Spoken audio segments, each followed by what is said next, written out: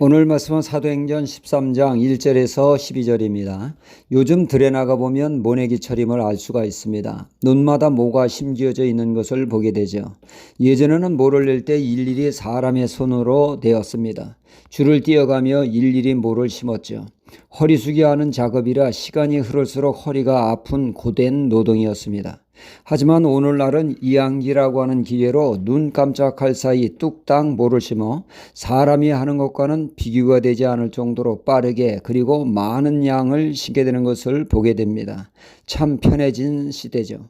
우리 신앙생활 또한 그렇습니다. 내 힘으로 믿는 것과 성령 힘으로 힘입어 믿는 신앙의 차이는 하늘과 땅 차이입니다.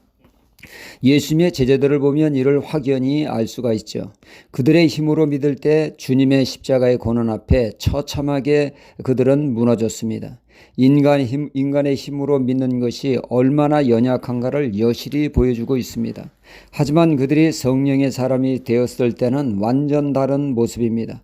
자신의 신앙을 확실히 지킬 뿐만 아니라 사역 또한 맨손이 아닌 이항기와 같이 탁월한 열매를 맺어 베드로 사도의 사역에 3,000명, 5,000명이 돌아오는 상상할 수 없는 역사를 맛보게 되었습니다.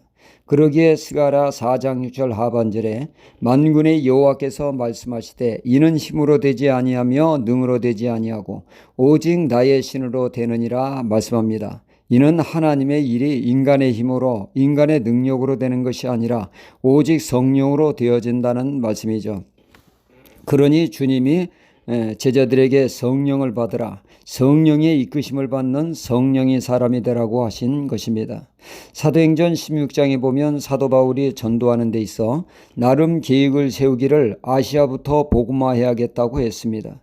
일이 되기 위해서 열심히 추진하지만 일이 풀리질 않습니다. 자꾸 벽에 부딪히게 되죠. 사도 바울이 어떤 사람입니까? 대단한 집념의 사나이입니다. 한번 계획한 것은 끝장을 보는 스타일이죠.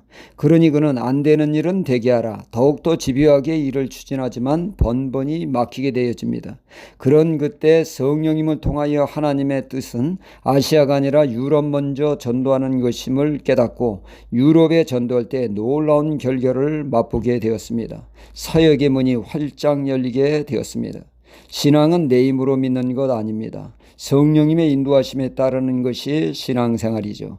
고로 우리는 먼저 예수 그리스도의 복음에 기초한 신앙을 다져 기초가 튼튼한 신앙이 되어야 되겠고 이어서 성령의 사람이 되도록 힘써야 합니다.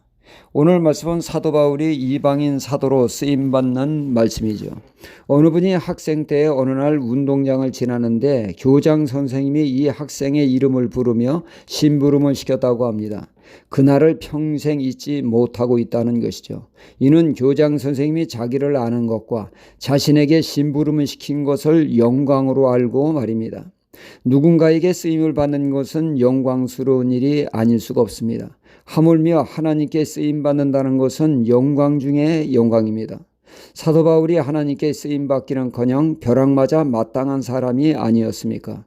그는 성경의 무지로 하나님을 대적하는 복음의 대적도로 살았던 자입니다. 그런 그를 하나님께서는 다메섹에서 부르셨고 부활하신 주님을 만나게 하시며 사명까지 주시는 은혜를 베풀었습니다. 그 후 그는 그의 고향 다소에서 10년간의 연단의 과정을 거쳐 이방인의 교회 안디옥에서 바나바와 사역을 함으로 훈련과 사역을 병행하게 되었습니다. 이렇듯 준비된 바울은 비로소 성령님께서 쓰시기 시작한 것이 오늘의 말씀입니다. 성령께서 그를 이방인의 사도로 그를 사용하셔서 제1차 전도여행을 떠나는 내용의 말씀이죠. 전도 중 서기오 바울이라고 하는 총독을 전도하는 내용을 다루고 있습니다.